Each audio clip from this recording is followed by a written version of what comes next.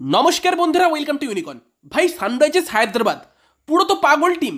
এই বছর হায়দ্রাবাদের ডায়লগ হচ্ছে আপকি বার 300 পার, মানে এই বছর তারা 300 রানও পার করবে। সেটা প্যাট কামিন্সও বলে গিয়েছে, ট্রাভিস হেডও বলে গিয়েছে। তবে প্রথম ম্যাচ খেলতে এসে প্রথম ম্যাচই অলমোস্ট 300 করে ফেলা, আলাদাই টিম ভাই। মানে 2013 সাল থেকে 2024 সালের আইপিএল শুরুর আগে পর্যন্ত আইপিএলের ইতিহাসের সব থেকে হাইয়েস্ট স্কোর ছিল 263, যেটা আরসিবি করেছিল। এবং বর্তমান সময়ে দাঁড়িয়ে আরসিবির ওই স্কোরটা টপ 5-এর মধ্যেও নেই। টপ 5-এ যতগুলো স্কোর আছে তার মধ্যে 5টার মধ্যে 4টে হায়দ্রাবাদের, একটা কেকেআরের।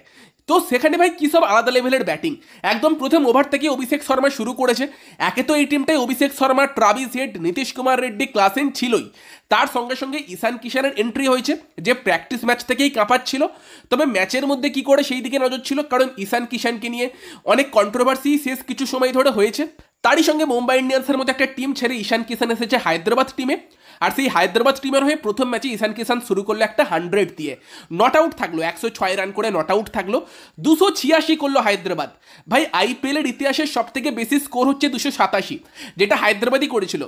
এবং জাস্ট 1 রানের জন্য সেই স্কোরটাকে ধরতে পারলো না।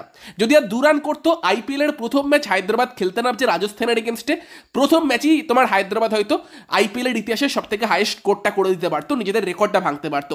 কি মেন্টালিটি নিয়ে এসেছে রে ভাই এই ছেলেগুলো!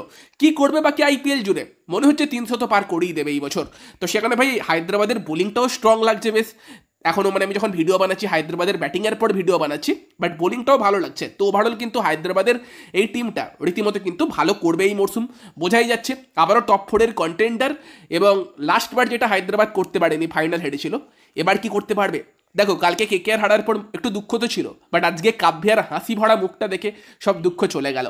অনেকেই আমাকে জিজ্ঞেস করে তোমার সেকেন্ড ফেভারিট টিম কোনটা, আমি আগেই বলেছি ভাই, কাব্যা খুশি তো আমি খুশি।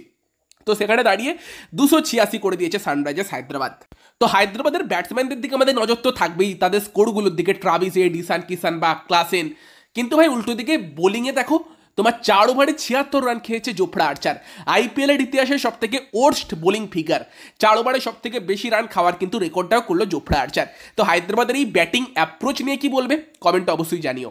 ভিডিওটা ভালো লাগলে ভিডিওটাকে লাইক করে দিও, শেয়ার করে দিও। আমাদের চ্যানেলে প্রথম বাড়লে আমাদের চ্যানেলটিকে সাবস্ক্রাইব করে তার পাশের বেল আইকনটাকে অন করে দিও। তো চলো গাইস, এই ভিডিওতে এই পর্যন্তই। Bye bye.